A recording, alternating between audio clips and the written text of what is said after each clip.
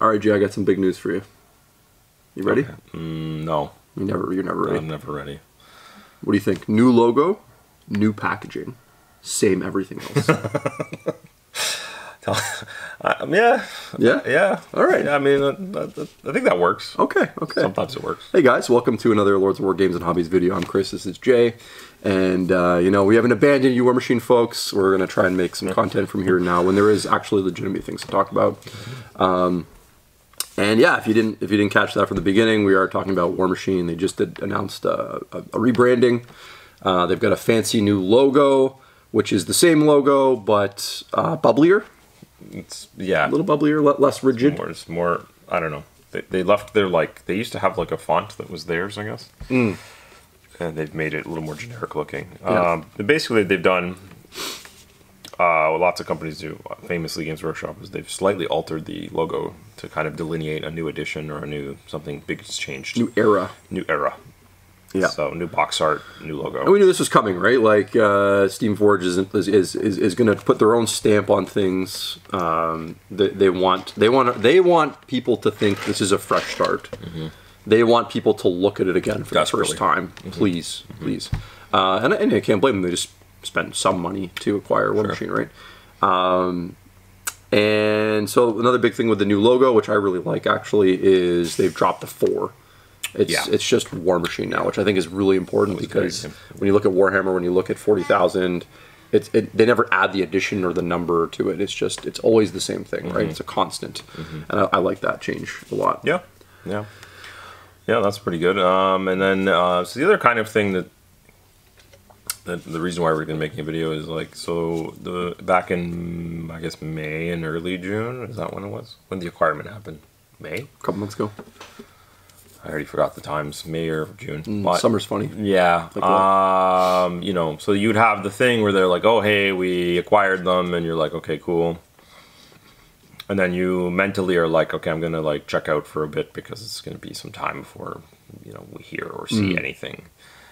And in a relatively short amount of time, they're now starting to spit out. I think they did talk about recently, I think that 2-player box with that, I think it's Signar and Kador models. I think it's due before the end of the year or something. Yeah, that was their plan, is to try to have a big thing. And then yesterday or whenever it was, the emails went out, and so they were showing off a box of Cricks, which it was hard to judge. I don't know if you've read any more details of what is it new? It's repackaged. I think they're rebundling things. It looks like they've taken a look at what should be in the box, what they'd like to put in the box, and there's a lot more thought put into that. Yes. None of these giant you get everything in one. It's more like it's not the same as what it used to be when it first came out with the Warjack and the 2 Warjacks and the caster, but it's like a caster, a Warjack, and maybe a couple other models in there. It feels a little bit more like a reasonable starting point now. I like that. So that probably goes to show maybe where they're going with the direction of the game. They want to start people with or bring it back to what it was when it was exciting. I guess with a little more small skirmishy thing. Anyway, the models look nice. I mean, I don't know if they got them repainted or what exactly. Yeah, so I mean, it is gonna. I mean, one of the things they've made a commitment to doing is to fixing the sort of mess that was the production and the logistics kind of side of Privateer Press, and it seems like they're taking that pretty seriously. They the fact that they've already rebranded and have this new dark packaging. Yeah. And the fact that they're gonna start revamping and relining the releases to come out in a streamlined way. I think that shows that their commitments are they're following through on those commitments, which is really good. Yeah. So you're gonna expect. I think the idea is when you open these new boxes, things will be nicely packed, nicely organized. I guess I don't know if they're making new rule cards or things like that for the models or they've updated the app and things. So it's just to show that things are happening. Yeah. Which I think is important. Also, you just you got to stay in the news cycle these days, right? Yes, you can't. You have to have something popping up to be hey, I'm still here. Hey, this is still happening. And look, it works. It does. It doesn't matter. I know everyone's you get exhausted by talk about certain things or things popping up in your feed over and over again, but it's proven. So I think for them that's good. We were kind of I think we've done videos where we complained about packagings and how things look, and it seems like while the new box art or the new box does some things really well, like right on the front it shows you the models painted, what they look like. It looks enticing. I'm not sure what's on the back. I think the back has some good details. But the side, though, the bookend part of it still is awful. It just says Warmachine. Oh, yeah. And doesn't tell you what it is or how. I'm optimistic that the other side of it might have the models on it. I'm really hoping. Because if not, it's a big L for us. Again. It's something that companies just have to get right. Like in today's world, like things... The spaces hobby stores are allowed to occupy based on economics are pretty small. Yeah. And shelf space is like really dear. And almost every product in our store is bookended. So the bookend of a box has to show... The narrow part. The narrow part, has to show what it is, describe it well, and almost have like a really clear delineation for faction, picture, all that sort of stuff. Otherwise, people are just like... I mean, customers aren't going to like really know what it is on the wall, and I mean, at the very basic level, if people aren't picking it up, they're not buying it, and I don't want it on the shelf. Yeah. No, you need to be, like Chris explained it perfectly there. You need to be able to see what the heck it is. So that's a really simple, better way. It just is. Like it just is, and looking around, most companies get it. Games Workshop does it the best, probably, but a lot of other companies do a good job too. Like. I think what does Marvel do? Marvel at least puts the name. They have the hero. They have the hero model on the side. Yeah, they have bold letters of what it is. It'll say like Spider-Man and whatever. Like it's very obvious. That's true. So anyway, it's just kind of like a little this video is just a bit of like, hey, this is what's going on. They're doing stuff. It's looking okay.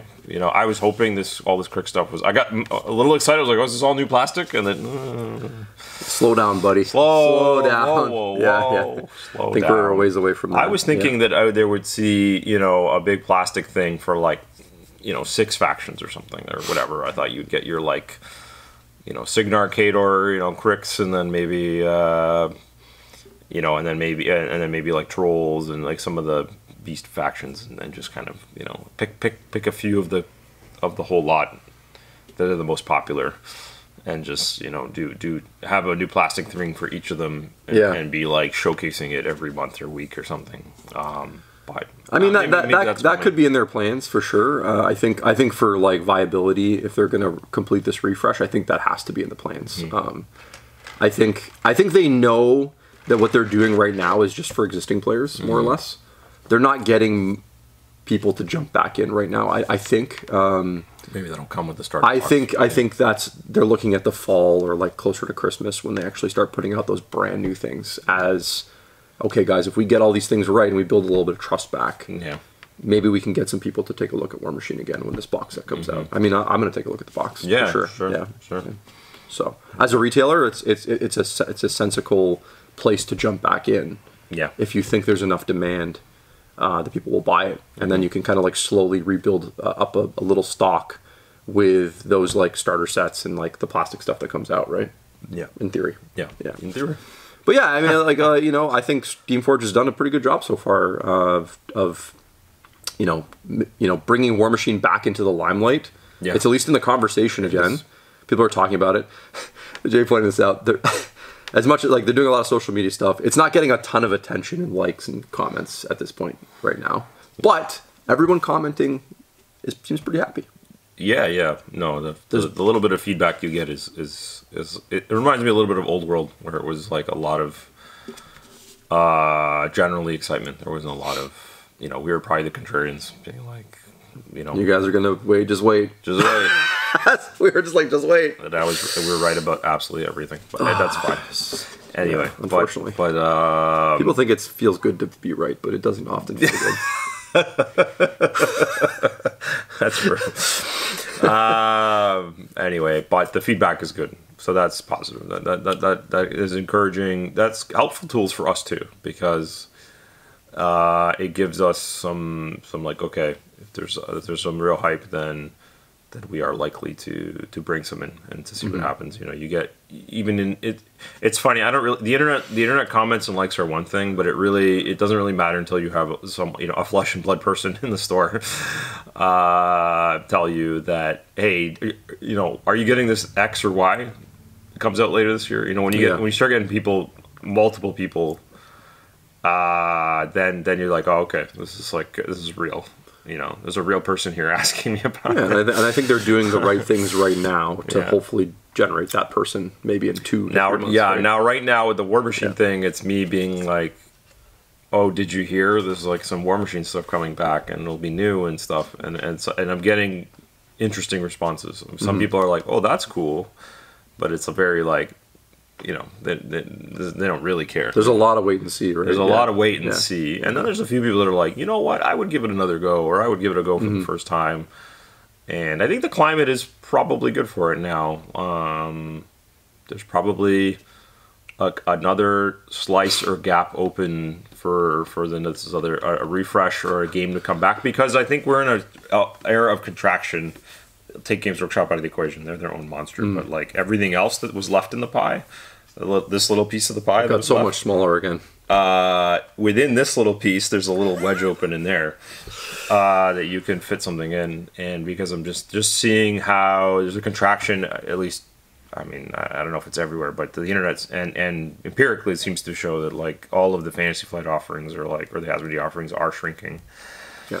And I actually don't think of it like what's the number 2 thing after Games Workshop right now. Like could you say that? It would still have to be Asmodee, I think. Yeah. But like I don't have any. But no single game. I don't have any proof though. But it's just. But that's like Asmodee is a conglomerate. Maybe. Yes, all of their games. All of their games together. Yeah.